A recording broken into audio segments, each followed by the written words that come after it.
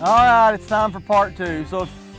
Part two. Hey, I'm Blake, this is your Tailgate Talk. If you joined us last week, you know this is the ditch. I was stuck, truck's in the mud, can't go anywhere. I'd called my wife, she came with the gator. We tried to pull it out with the gator. Gator just spun its tires. That ain't getting me out, right? Truck's heavy, I need more. So I jump in the gator and I fly to the shop and I get the tractor. Now here's the fun part of the story that involves the tractor. I'm in a hurry, right? We talked about that last week. I was not thinking very clearly because my thinking was clouded by the rush that I was in. I was in a suit and tie because I had a funeral shortly. I had decided just to swing by and check the cows, and then I got buried up in the mud. So I was in a hurry. So as I'm backing out of my shop in the tractor, I jumped in the tractor. As I'm backing out of the shop quickly, I hear a terrible sound. I would say probably one of the most terrible sounds that you can ever hear in a tractor. I'm backing up and I hear, now I'm not good at sound effects, but that is the sound of a cab door of a tractor shattering into 17,000 trillion pieces. That may be an exaggeration, but there were a lot of them. Just to your left. That's the sound it makes. And so I stopped and I looked to my left and I said, you got to be kidding me.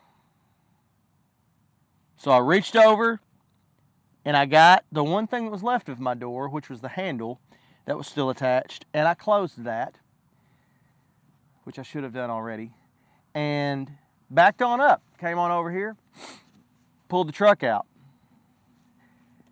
I know a lot of you are wondering, well, what did you say to your wife when you got back over there? How did you explain that to her? Well, that's a story we can explain for later. No, what I did say, I pulled up and I said to her, don't you dare floor it when you get out of that mud, because I don't need 2 holes in my tailgate in addition to everything else that I've broken today. And I said, and I don't want to talk about my shattered door on my tractor. She said, you're what? And I said, I don't want to talk about it. And she turned around and she saw it. That was fun. When we pulled the truck out, then we realized there was a calf in a hay meadow that wasn't supposed to be there because it had gotten through a fence, that we then had to go have a little rodeo. All of this in a suit and tie, all of this while I'm trying to get to a funeral. It was an awesome day. What's the point of all this? Hey, I was in a hurry. And because I was in a hurry and was not willing to slow down, I did some damage that cost me some money. You see, last week I read to you Proverbs 21 verse 5. The first part of that verse says, the plans of the diligent lead surely to advantage. I'd have never gotten stuck if I had to slow down and had a plan. The second part of that verse says, but everyone who is hasty comes surely to poverty. Yeah, I backed out of the shop and experienced a little bit of that verse in real life because I shattered the door of my tractor cab. And my trip to John Deere, well, guess what? Yeah, it hurt my pocketbook because I had to buy a new door. And then we had to install it, and anyway. What's my point in all this? If we'll slow down, it'll make all the difference in the world. If we'll slow down and think, and if we'll slow down and pay attention to the people around us.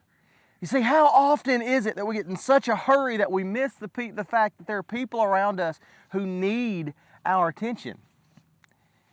So it's not just things that could save us heartache if we would slow down. It's people. One of my, a preacher that I have a lot of respect for, one of his favorite sayings is STOP, spend time on people. Man, what a novel idea.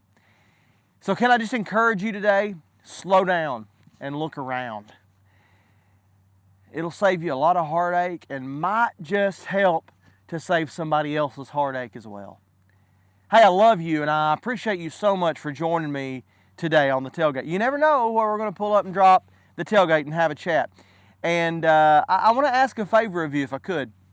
Right below this video is a share button. Can you do me a favor and click that share button? Help us to share the word, spread the word about not just Tailgate Talks, but more importantly, Lifeword. Lifeword is sharing the gospel around the world with billions of people. Literally a quarter of the world's population could see or hear or read content from Lifeword in any given day. And that is incredible. That's about 2 billion people in any given day. Help us to get the word out about what Lifeword is doing and help make the name of Jesus famous in places He hasn't been heard about yet. Hey, I love you, and I thank you so much for joining me today. I'll see you next time. Until then, I'm going to save you a seat right here, and we'll see you next week.